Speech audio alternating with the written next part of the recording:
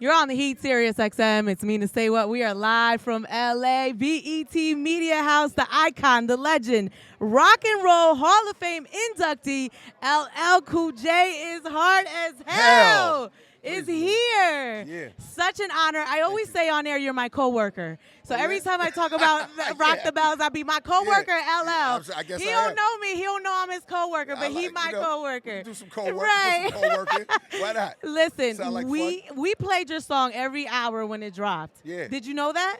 I did hear On the that. Heat. Are you still playing it every hour? Because that's what we need now. We are, and the boss is right there. Yeah. We playing that joint every hour.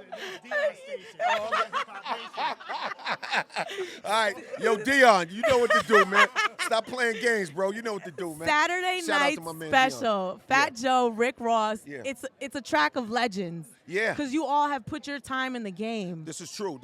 And, for me, it was just an opportunity to show people we could continue to do this. You know what I'm saying? Like, in hip-hop, we're very used to people having short-term careers or having a long career but being unable to take it to the next level later or after they've been out a while. And I just wanted to show people what's possible. You know what I mean? Why Joey Crack and Ricky Rose? Because I thought that they could relate to what I wrote. I thought that they could relate to the chorus. They could relate to the hustle, the grind, the different characters that I laid out in the song, and they both look at it from different points of view and brought that to life.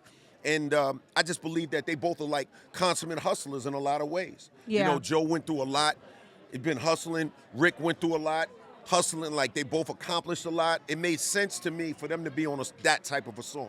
And you all have evolved so much since the inception of your careers. Yeah. And we've watched it. Yeah. Now that you look back at everything, and your legacy and their legacy, how far have you come, LL Cool J? Me? Yes.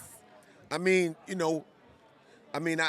could go, we could go a 40 on the corner beating on a garbage can. We could go sleep on a train with a green plastic bag. We could go room full of roaches with lights on. I've come a long way, baby. Yes. I've come a long way. And that's the fun part, right? That's the dream, right? Uh-huh. The bottom line is dreams come true. You know what I'm saying? Like, don't let people tell you can't do it. You know what I mean? But have fun doing it. Right. Like, I don't take it too serious. Yeah. It ain't that serious. Right. It's fun.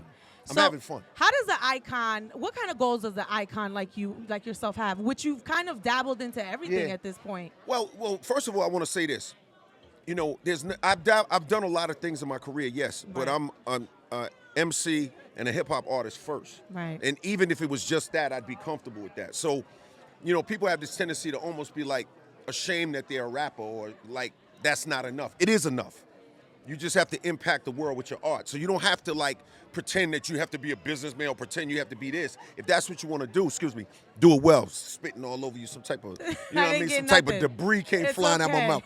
Yo, you know what I mean? So so that's the thing, you know what I'm saying? So for me, it's, I just love what I do.